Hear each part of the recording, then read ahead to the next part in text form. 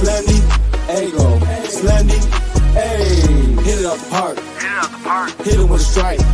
From the national anthem to the bottom of the night. I'm in San Diego, San Diego, San Diego, San Diego. You already know what's up.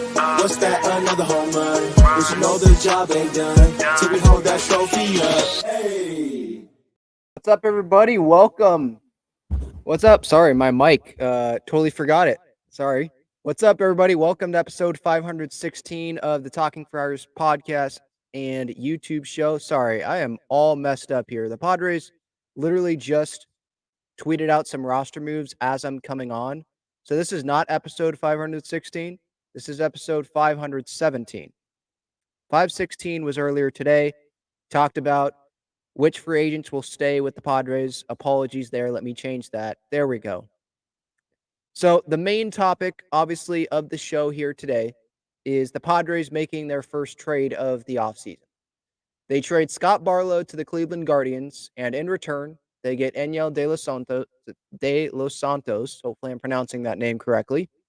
And then they just made some other roster moves. That's why I did not have a great start to the show here. Sorry. Padres just announced they have non-tendered the following players: Jose Espada, Tim Hill, Taylor Colway, and Austin Nola. My initial reaction to that is Jose Espada, whatever. They could bring him back, I guess, to play in AAA. Tim Hill, I was just looking literally as I was playing the intro at his contract, and he's scheduled to make $2.5 million, or he was scheduled to make $2.5 million in his final year of arbitration. And with the Padres trying to save every $1 million that they can, I'm just not surprised that they decided to not give him this contract. Taylor Colway, another minor leaguer there. Austin Nola, not surprised there. Maybe they bring him back, invite to spring training, minor league guy, because I believe they can do that. If they non-tender these guys, you just don't want to give them the contract that they're on. But you could offer them a cheaper contract and invite to spring training if they don't get a better deal somewhere else. With Nola, obviously the circumstances there, it's not ideal what happened this past season, obviously. You know, he gets hit in spring training, dealing with the vision problem, the mental problem. And how much money was he scheduled to make in his 2.3 mil, I think? His second arbitration year, 2.3 million. And for someone that doesn't hit, doesn't throw runners out, just doesn't help the team a ton on the field, save every penny where you can save it. And so, Austin Nola, he just wasn't going to get tendered this contract. And again, Tim Hill, not super surprised by this. When it's clear that the Padres are trying to trim payroll, and it's the same thing with this Scott Barlow move. And I'll talk about that here in a minute. When you're trying to trim payroll, with AJ Preller, he's had a pretty good history of being able to replace relievers, regardless of if it's a closer or not. You know, oh, okay, we can't pay you. All right, we'll just bring in someone else that's cheaper. And that's what they did here with the Scott Barlow trade. And I feel like that's what they're going to be trying to do here with Tim Hill. Let's go find another lefty reliever that's going to be less. Or is Ray Kerr going to step into that spot? With Austin Nola, okay, we can just have Brett Sullivan be that guy then. He'll make less than Austin Nola if we can't go get another catcher. They probably need to get another catcher because you need someone behind Luis Camposano. I think Camposano should go be the starting catcher and get that opportunity, but you need someone else, right? I want a better catching core than Campy and Brett Sullivan. Gary Sanchez, we'll see what happens there. Feel like the Padres don't want to pay him as much as he might be asking for on the free agent market. We'll see what happens there. But they're trying to save money. And they've already presented a plan to Major League Baseball to get their payroll down from where it was, over $250 million, right, to around $200 million. It's not just Kevin Acee that's reported it. Dennis Lin has reported it. Everyone's saying they're trying to get the payroll down to around $200 million. And we could be wrong. They could end up just getting it down under the luxury tax, which is like 237. And if they're keeping Juan Soto, I still have a hard time believing that the payroll is going to get down below $200 million if you have Juan Soto on this team. With all the holes that they need to fill, I just have a hard time believing that. But getting to this Scott Barlow trade, I feel like some people might be thinking when I tweeted out here, definitely trimming payroll. The first person I saw tweet this out, Robert Murray, Guardians are acquiring Scott Barlow from the Padres. I immediately saw that and said, yeah, definitely trimming payroll. Not in like a bad way necessarily, although I think Scott Barlow can help this Padres team. I thought he could have in 2024. I don't think he was that bad for the Padres when they got him. There were some bumps in the road, but for the most part, he was pretty good. And we were expecting him to be the 8th inning guy. Robert Suarez probably take over as the 9th inning guy. Josh Hader obviously not going to be back with this Padres team. And so, yeah, I wanted Scott Barlow to be on this Padres team. But the guy that they got back, Enyel De Los Santos, this feels like a cheaper Scott Barlow. If you look at some of the numbers, you compare their years. Too Much Morton's is a great social media follow on Twitter.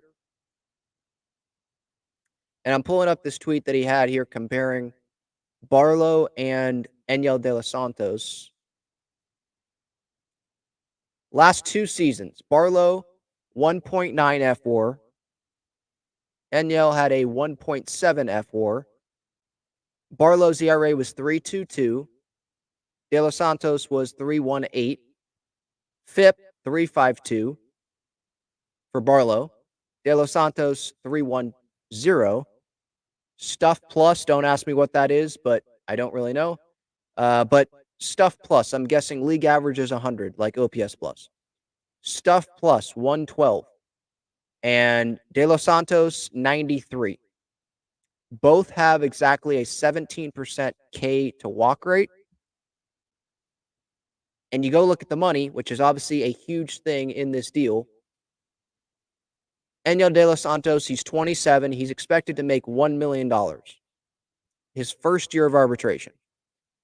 And if you go to Scott Barlow, and what was he expected to be making?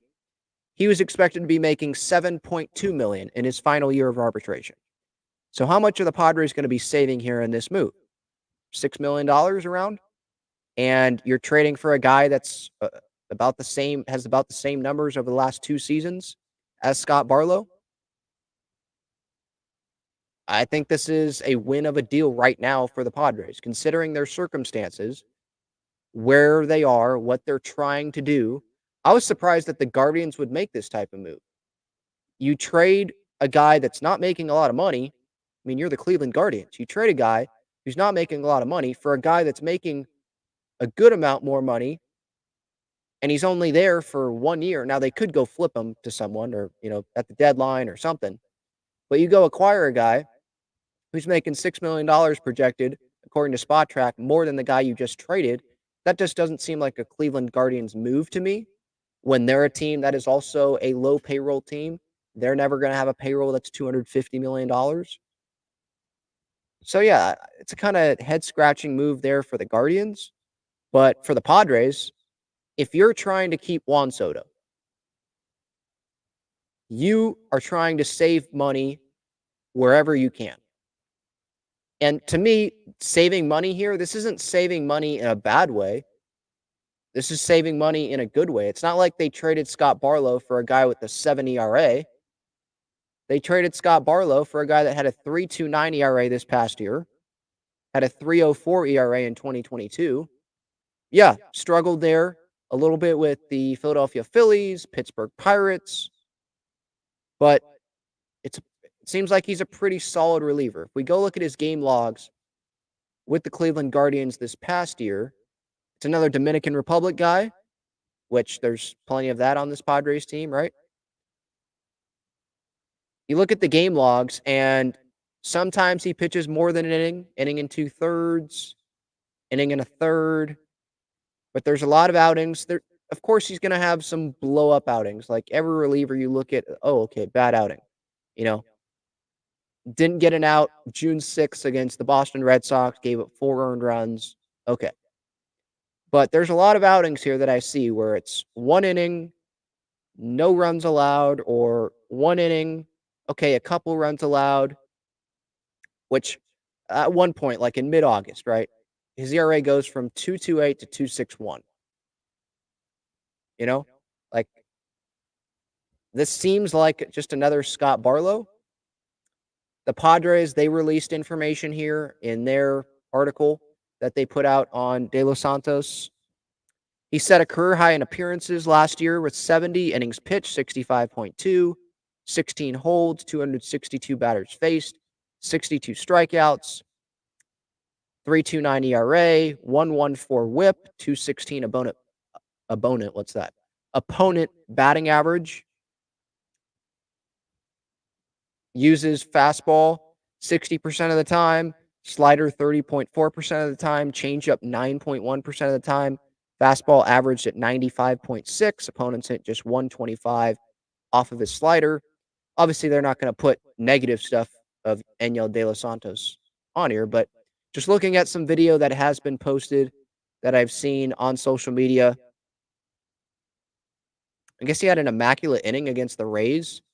This was in 2022, so not last year, but this is someone that I'm going to be interested in getting to know more about.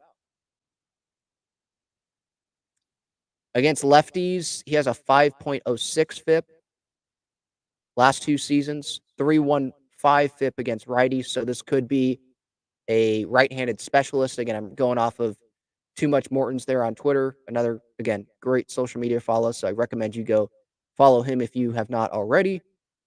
Even if he is a specialist, which might be worrisome, AJ Preller he has shown the ability to go out and get relievers that are not taking up a lot of money, not taking up a lot of payroll space.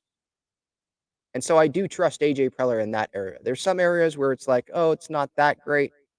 But with relievers, it feels like he has a pretty good track record there with relievers.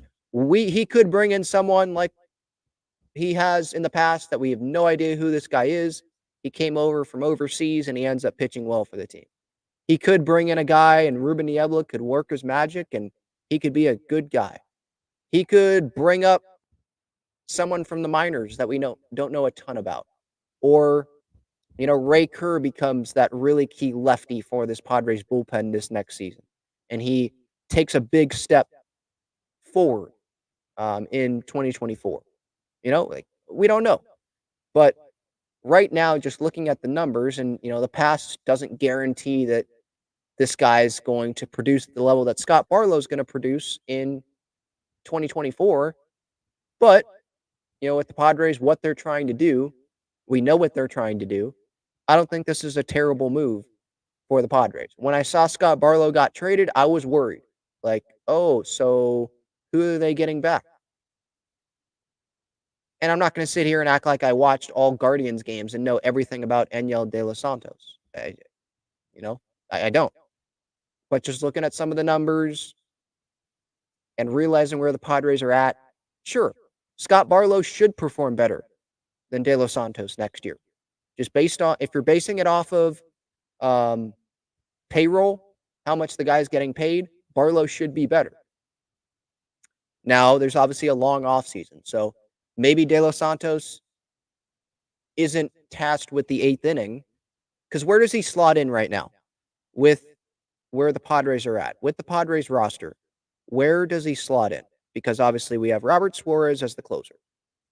Would you put Tom Cosgrove? And I'm going to get to the chat, don't worry.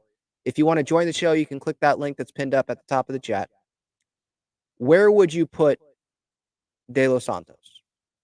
There's Suarez, there's Cosgrove. I don't know a ton about De Los Santos, so I would put Cosgrove ahead of him. But would he be the 7th inning guy? Would Steven Wilson be the 7th inning guy? Tim Hill's not on the roster, so you take him out of it now. Jose Espada, not on the roster.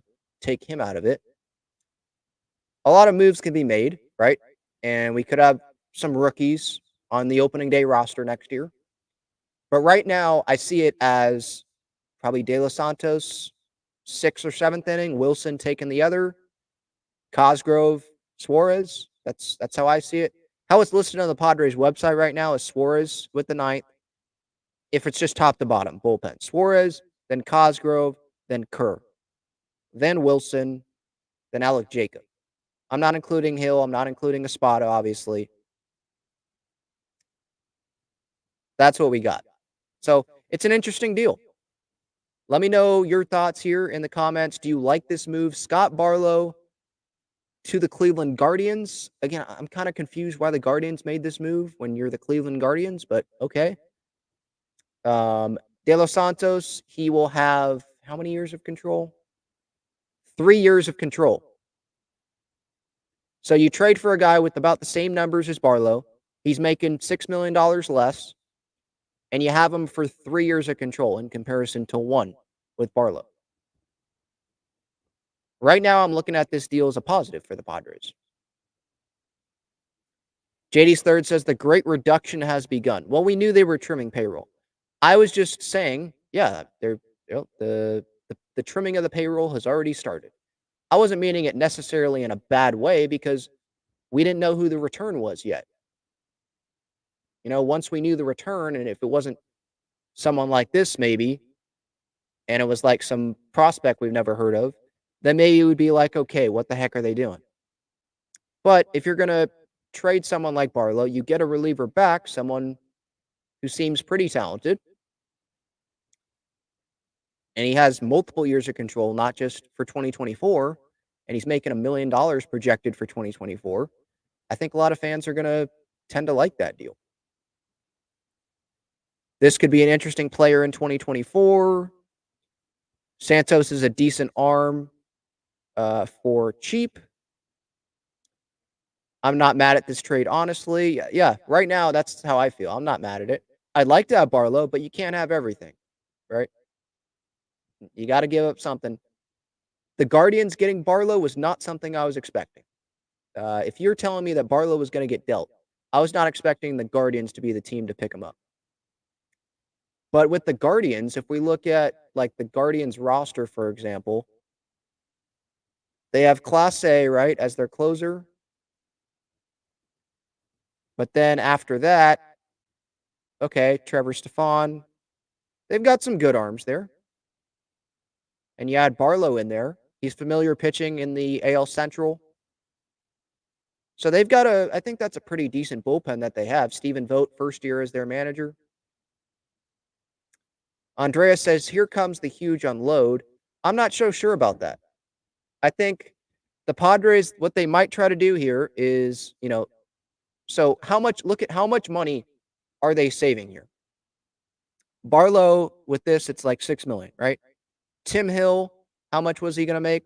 2.5. So that's, let's say, $8.5 million there. Nola, that's another 2, 10.5, almost $11 million that they've saved right there from Nola, Hill, and Barlow. And now where's their payroll at? Let's say, what did I say earlier today? Their payroll was at like 198 was their projected. So 198, and then what I say? They save like 11 right now. So it's down to like around 187. Grisham, what's going to happen with him? What is he supposed to make? Like $5 million, I think? Something like $5 million. There's that decision. Now, the non-tender deadline, I believe, was today. It was at 5 o'clock today. That's why you're seeing all of this movement. There's a lot of interesting movement, by the way, here in Major League Baseball. I'm going to get around to some of these moves because some of them might be able to affect the Padres here. But with Grish, if they could trade him, first off, I got fooled. I'll admit it. I got fooled for a second here. Bob Nightengale, why can't you just tweet out something just, nice and simple? Fans can easily understand it. First time reading it. You know how social media works, right? You're going to read it quickly, and then you get an initial first reaction. Bob Nightengale tweets, the Cleveland Guardians acquire Scott Barlow from the San Diego Padres from for Enyel De Los Santos while also signing Ramon Laureano to a one-year contract, avoiding arbitration. And I saw Ramon Laureano's name and was like, oh my gosh, okay, what does that mean for Trent Grisham? Because Laureano can play center field. He's got a big arm, cannon for an arm. And I'm like, oh, okay, that's interesting. But then I read it again. I'm like, no, the Guardians avoided arbitration with Ramon Laureano. So I don't know if Grisham's going to get traded. He didn't get non-tendered today. The Padres, they already sent out who they non-tendered. Nola, Hill, Espada, and Taylor Colway. And then they traded Scott Barlow. So the Padres here, how much money did they save? Probably around $12 million today, right? That's a good amount. But what does $12 million amount to? Let's say they were at like 198, they're around $200 million. You save 12. Well, you need what, 3 starting pitchers? You're going to want more than that. But Snell's gone, Lugo, Waka, Martinez. How are you replacing him? You replace Barlow with De Los Santos. How are you replacing Tim Hill? How are you replacing Josh Hader? You're replacing Hader with Suarez? Okay, but so what's another reliever that's coming in? Is it just a minor leaguer? We'll see what happens there. First base, DH, what's going to happen there? Catcher, you're just going to have Brett Sullivan be the backup? I think you want someone else. So, like, they need more room here. But, everything's going to keep pointing to Juan Soto because he's making $33 million. And if you want to have a complete team, now, I would say having Juan Soto on your team helps you win. I know that's deep, right? It's not. I think he helps you win baseball games. But what can you do with $33 million? What can you do with actually like $43, $45 million if you add the room that maybe they're saving here? And then Soto. What can you do with $45 million? Can you bring in an outfielder on a 1-year deal? Are they linked to Jorge Soler? I didn't see that, but I saw Hogg made a video on that, so maybe they're linked to Jorge Soler. I don't know. Jim Bowden, I guess. So Soler, someone like that. Or, I'm interested in Tommy Pham. I know he's not very likable among some Padres fans. Doesn't seem like he likes Padres fans. But someone that won't let those players get away with stuff. Feels like that would be Tommy Pham. But someone on like a 1-year deal like that to be maybe one of the starting corner outfielders. You want more depth. You bring back Profar. You bring back one of Lugo, Waka, Martinez. You take probably some risks, some 1-year guys like Jack Flaherty or a Luis Severino or someone like that. And hopefully Niebla can work his magic. How much does that add up to, right? And then first base DH. Who is that guy going to be? Catcher. Trading Soto, as much as I don't want to do that, I think it would help the Padres if they need to be around $200 million and they want to have more of a complete roster. Sure, they can do it with trades and all that, but it makes it a whole lot easier for them. Now, but AJ Preller, we know that the guy doesn't sleep, and he probably has drawn up a bunch of different plans. How can we keep Juan Soto on this roster and still be around $200 million and still fill all of these holes? He might have plan A, plan B, plan C, plan D. But what does plan C and plan D look like? Because you might not be able to get plan A, plan B with Soto still on the roster because those starting pitchers, maybe controllable young starting pitchers that you wanted, maybe those guys get traded to someone before you can get them. Or those teams decide to keep those guys. Like a lot of different things can happen. Free agent prices can increase. So you might have to recalculate it there.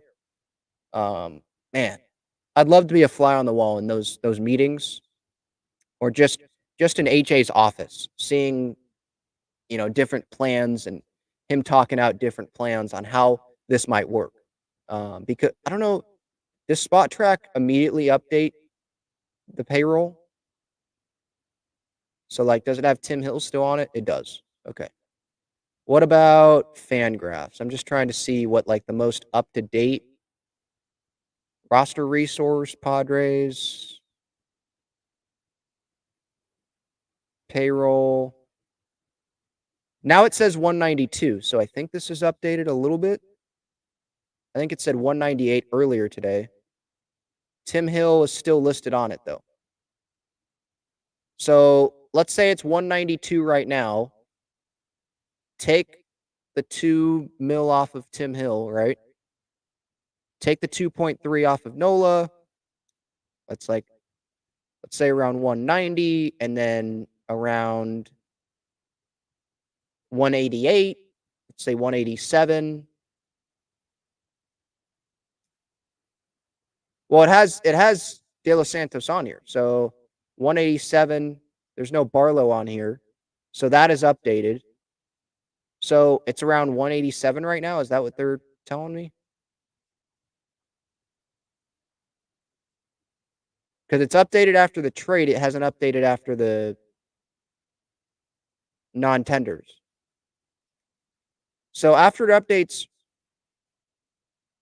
with the non-tenders, how much room before they get to 200? Like 14 mil, something like that? That's still not a lot of room to work with if they need to be under 200 or they need to stay around $200 million to get 3 starters, replace 3 starters, first base DH, another DH for the bench. I'm talking about like G-Man Choi, Garrett Cooper, a catcher, Gary Sanchez, probably a couple relievers. They need more pitching depth, obviously. So I'm going to be very interested in seeing how this offseason works for the Padres.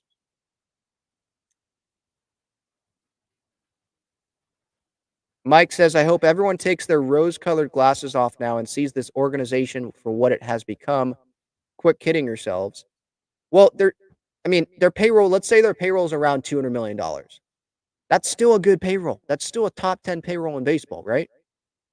So it's not like it's not like they're turning into the Oakland A's where their biggest contract is like Trevor May or Aledmus Diaz. There's still going to be talent on this team. It's just that the way things have worked right now, the hole that the Padres have put themselves in, I shouldn't say hole, the position they put themselves in, is they have a bunch of long-term contracts. So there's not a whole lot of room to spend to get better after having a $250+ million payroll.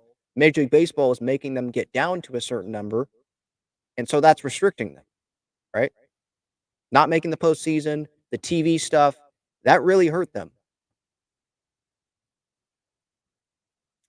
Devin says Nola is probably not coming back. Hopefully he gets back to the field, barring his head injury. I could see him come back on like a minor league deal if no other team wants him, but another team might want him because he's kind of like an Austin Hedges, right? Like, not going to give you offense, but seems like a smart guy, nice guy to have in a clubhouse. I think he commands a pitching staff well. Pitchers respect him. 2022 postseason, all they wanted to do was pitch to Austin Nola. They didn't want any part of Luis Camposano, Jorge Alfaro, and the Padres. Part of it, I think, was the Padres front office saying, like, yeah, we, the guy that we're going with here is Austin Nola. But that's got to give teams something, right? Have teams want to have Austin Nola at least try him out. Mike says Padres are going to be trying to save a buck wherever they can now, and that's what they should be doing. If you're trying to keep Juan Soto on your team, you should be. Do you need Tim Hill? Do you need Jose Espada? Do you need Taylor Coley? Do you need Austin Nola? Are those guys replaceable players? And WAR's not everything, but let's look at these guys' WARs. Are they a replaceable player? Tim Hill, negative 1.2. Career, negative 0.4. Right? Like, that would say that, yeah, replaceable. Great community guy. Like, seriously, all respect to Tim Hill. No doubt about it. That guy was at, like, every community event. I will always praise him for that. No doubt about that. And I'm welcome. I'll welcome him back on a cheaper deal. But at that price, and that's not a lot of money, by the way, less than $3 million. That's not a lot of money. But the Padres, the situation that they're in, they can go get someone for major league minimum, and you're saving some money there, right?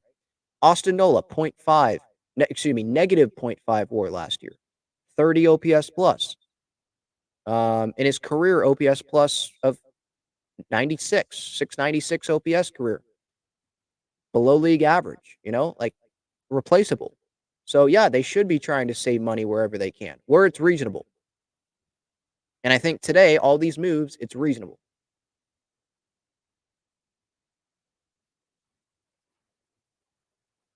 Let's see here. I like the trade also. Why do we pick up Ramon Laureano? We didn't. I initially thought that because I was reading the tweet fast. We didn't. The Guardians signed Ramon Laureano essentially to a 1-year deal. That's what that tweet said there.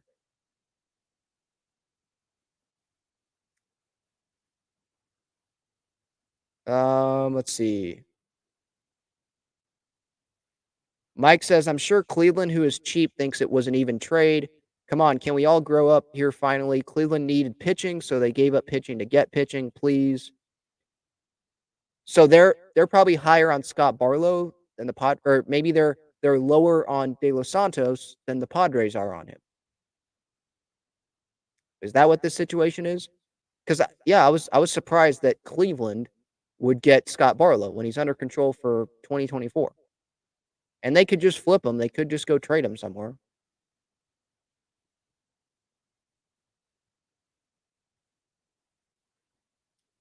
Mike says, I hate watching this team get worse instead of better, and so should you. How do you know that they've gotten worse here?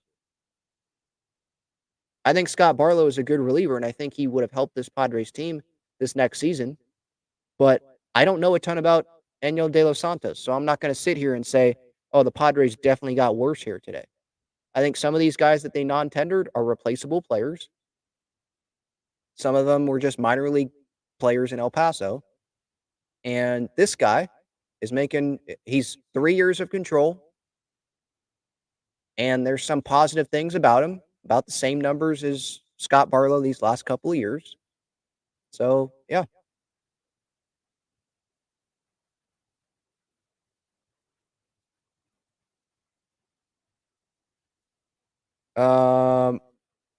Mike says, at this point, no reasonable baseball person could justify keeping Juan Soto on the Padres with all these holes. I think that you can. Because you acquired Juan Soto for 3 pennant races, and you've got 1 so far. And trading Juan Soto would not send a good message to that clubhouse, number 1. And 2, what message would that send to the fan base? And 3, Juan Soto is one of the best hitters on the planet. And I'm sorry, you trade Juan Soto, I'm not going to sit here and say the Padres got better. I might say Padres, yeah, they filled some of their holes, but I mean, unless they blow me away with the return, I'm not going to sit here and say the Padres got better by trading Juan Soto. And in 2024, especially coming off of 2023, the Padres have to win. They have to try to go win. So at this point, I'd rather just go for it with Soto on this team and see what happens. Then you trade Juan Soto, you don't even see the chance. You don't even get a chance to see Juan Soto with this team in 2024. I just wouldn't like that. I would not like the Padres deciding to trade Juan Soto. When you know you're going to get a lot less back than you traded to the Nationals for Soto. And your message, Eric Kutsenda's message, who just took over as chairman of the team, and I say chairman because that's what the Padres said in their statement today. Let me pull this up. This was the Padres. The San Diego Padres have appointed one of its owners, Eric Kutsenda, as its new chairman, an interim control person, succeeding Peter Seidler. Kutsenda says here, at the end of his statement, I'm excited to partner with Eric Grubner and AJ Preller to help guide the Padres forward in fulfillment of Peter's vision. That vision includes the Padres remaining as a family asset for generations to come and is anchored in Peter's dedication to the fans and community of San Diego. Our North Star remains the same, to win a World Series championship for the city of San Diego. That's the mission. And if you trade Juan Soto, how can you say that your number one goal for 2024 is to win a World Series championship for the city of San Diego? I just don't know how you say that. Now, I know how they play it off. Like, yeah, we think that we made our team more complete. We got some talented prospects that will help us in the future because we know that's important. And we got back a couple really talented guys that will help fill holes on this team. And we feel like we made ourselves more of a complete team here. And we believe in the talent that's in this lineup, and we can go win the World Series. That's how they'll play it. But would you rather have Juan Soto on your team, or would you rather not have Juan Soto on your team? You'd rather have Juan Soto on your team, right? And I guess, the one thing, I guess the one out I'll give myself is, I guess it depends on the package. But I'm not seeing any package where it's like, oh yeah, okay, yeah, let's trade Soto. Yeah, that'll improve the Padres' chances of winning.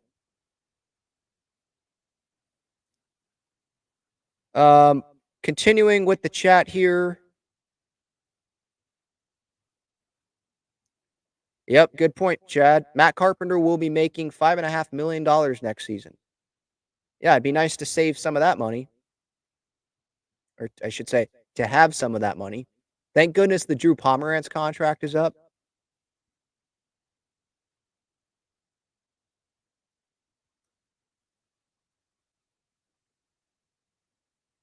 Alex says, if it comes to trading Soto, I would like Jason Dominguez and a starting pitcher.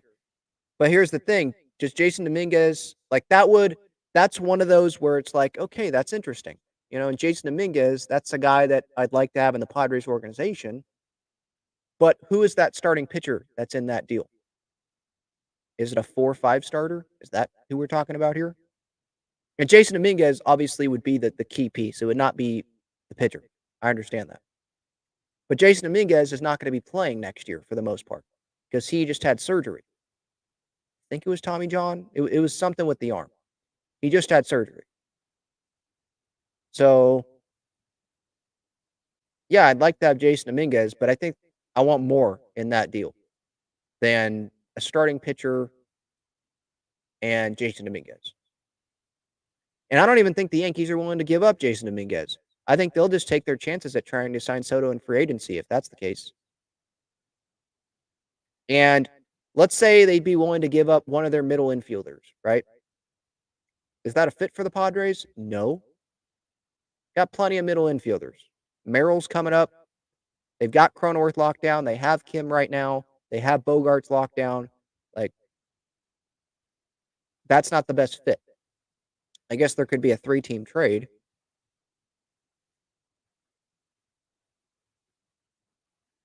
JD started with the super chat. Thank you so much. Says, Eric didn't say 2024 goal is to win World Series, just words. And yes, those are just words. And I don't know if he wrote that statement. The PR staff could have helped him write that statement. But look, he did say in it, our North Star remains the same, to win a World Series championship for the city of San Diego. Sure, he didn't say in 2024. Okay. But I think all Padres fans would agree. Didn't we think that this was the window to win right now? 2023, 2024. I see the big window as being the Musgrove contract. Because after that, who knows what his future is? You'll see Darvish's age. You'll see Cronenworth's age. Manny not getting younger. Bogart's not getting younger. Their primes, the best years of them probably would be gone by now. This is the window. So I don't think they should be thinking about, let's win the World Series in 2027. No. Let's try to go win it now, especially after what happened in 2023.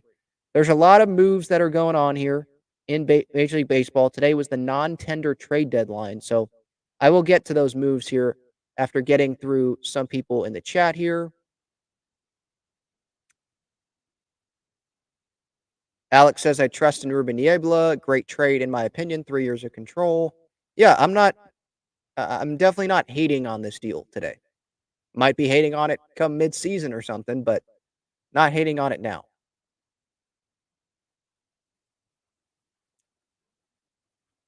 Lizzie says, should have saved money for Soto instead of signing Bogarts. Makes me think Soto was never going to sign with us because the signing of Bogarts makes no sense.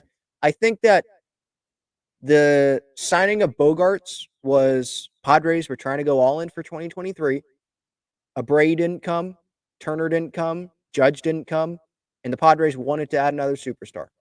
They wanted to get the best possible lineup as they could for 2023.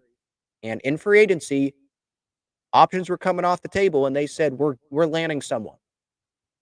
So Bogarts was the guy that they decided to go with.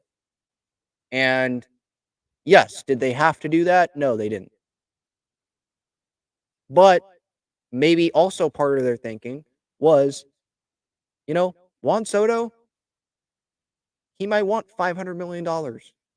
It feels like these players just keep getting more and more and more money, right? The next big free agent wants to set the bar. And then that next free agent the next year is going to want more than that, right? So how much money are we going to have to give Juan Soto? And he's a Boris client. We can go get Xander Bogaerts here, and we can have a superstar guaranteed for us for the next decade. At least superstar that they viewed in their eyes going into this season, right?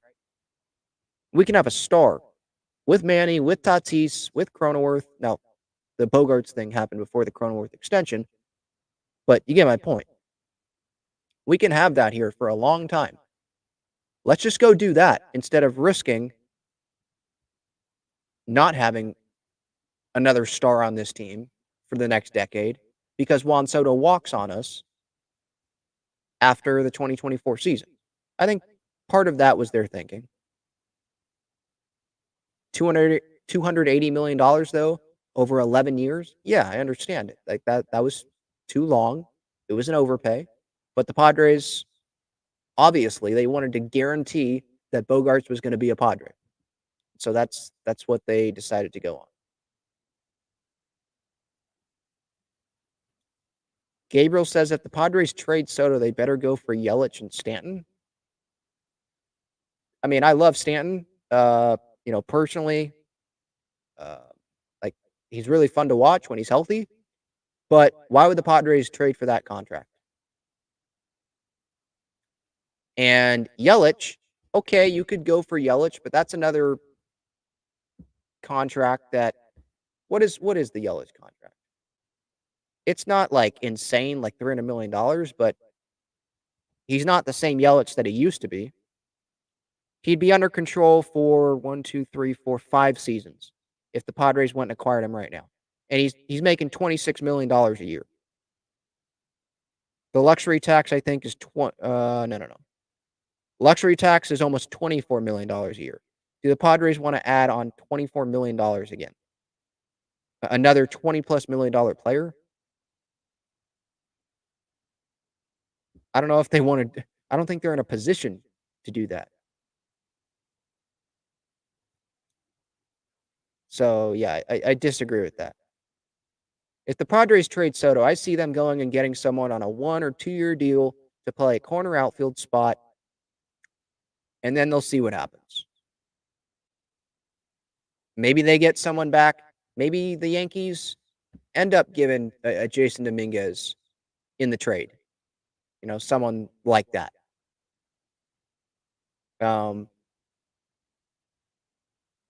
Just bottom line, I don't want Soto to be traded.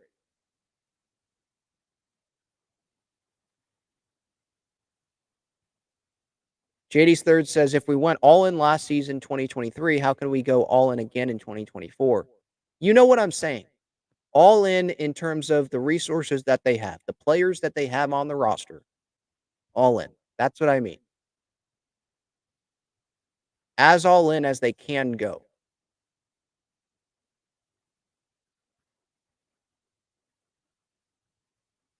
Gabriel says, I thought his contract was less time than that. My bad. Just ignore me. Yeah, the Yelich deal, it's not that great.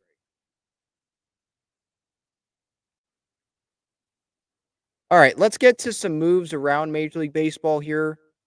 Twitter's blowing up here. There's a lot of moves going down. I'm just scrolling through here, and I'm going to go through some of the main ones here. Yankees non-tendered Albert Abreu, Lou Trevino. Those are some relievers. By the way, Ramon Laureano, that Guardians deal was for a little over $5 million. So that's like Grisham money. That's like the same thing. So might as well just have Grish stay. Brandon Woodruff was non-tendered today, which was a little surprising, but he was scheduled to make double digits in millions in 2024, and he wasn't going to pitch for most of 2024. So with the Brewers, I understood what they were doing there. But now do the Padres, he's a free agent, so he can sign with any team.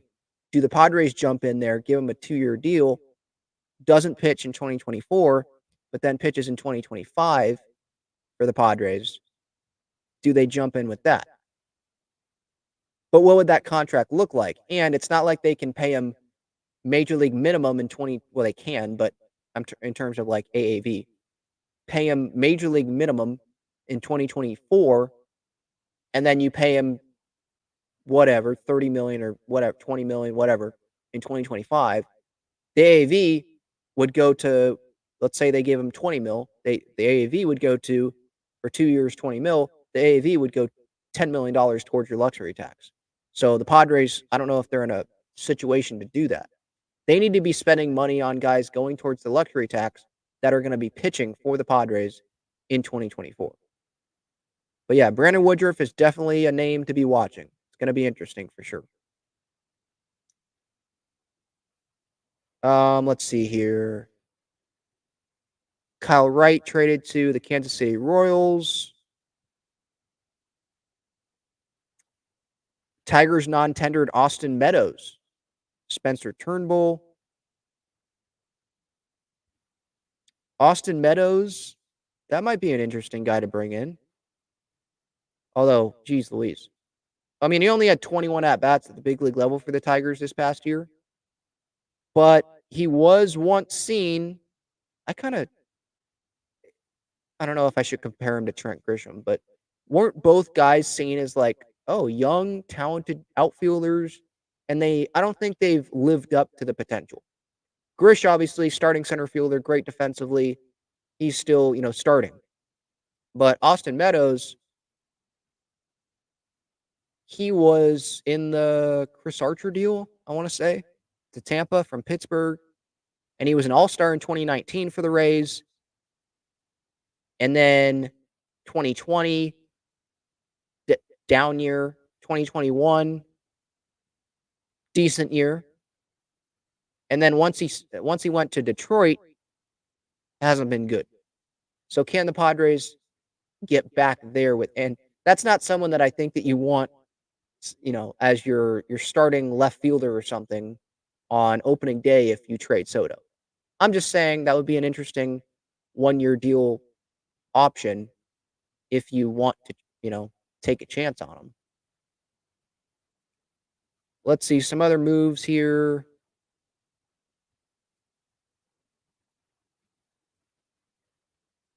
I'm just looking at anything of note. Mets non-tendered Luis Guillorme, but infielder, Padres are good there. And Daniel Vogelbach, which is like a DH option, right? Daniel Vogelbach in a Padres uniform, that would be interesting.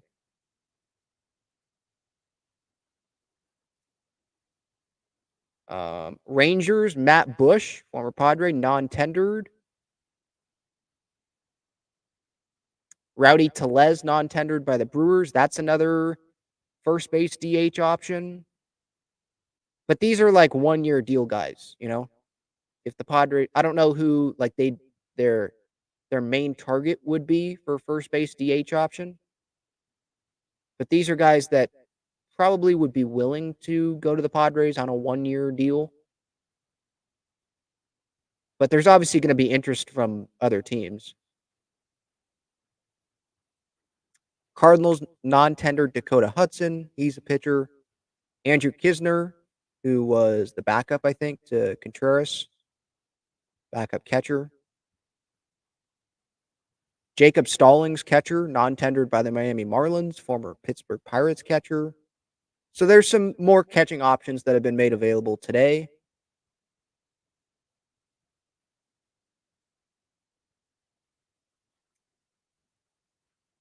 Yeah, I think that's the main ones from today. It's going to be interesting offseason for sure. Devin says, I would like to bring in Meadows. I think that's like you know, what should we compare that to? Adam Engel got 1 year, $1 million from the Padres this past offseason. He's not an offensive guy. He is a fielding first guy, and he was hurt. But something like that, where it's cheap, 1 year, I could see the Padres taking a chance on that. Same thing with someone like Rowdy Tellez. But again, I don't think that's something that they would do like first in the offseason. I think that's if those guys are still available and the options are lessening and they're getting fewer and fewer, maybe go grab one of those guys. Tellez obviously has experience, playing in some pretty big games.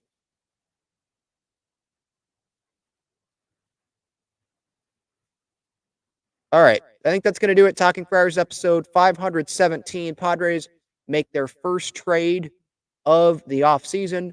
Enyel De Los Santos comes to the Padres. Scott Barlow to the Cleveland Guardians. What are your thoughts? Give your thoughts in the comments on social media at Talking Friars, Twitter and Instagram. Thank you all for the support, for listening, for watching. I appreciate it. SeatGeek code Talking Friars, 100% deposit match up to $100. I say this so many times that I get wrapped up in it. Underdog Fantasy, 100% deposit match up to $100. Click that link in the description there. Breaking Tea, some great Padres, Aztecs, and Wave swag. Click that link in the description. Foco, Padres bobbleheads and collectibles. They're going to release a Blake Snell Cy Young bobblehead. That's available for a pre-order. Gaglione Bros, best cheesesteaks in San Diego. Their main location on Friars Road. They're inside Snapdragon Stadium, obviously at Petco Park during the Padres season. So go check them out. Link is in the description there. Yeah, that's going to do it. If you have, by the way, because obviously I love talking with Padres fans, if you have any suggestions, off-season content, off-season episodes that you want me to do, feel free to leave those suggestions in the comments. And maybe I'll swing around to getting to some of those episodes. All right. See everybody. Have a great night.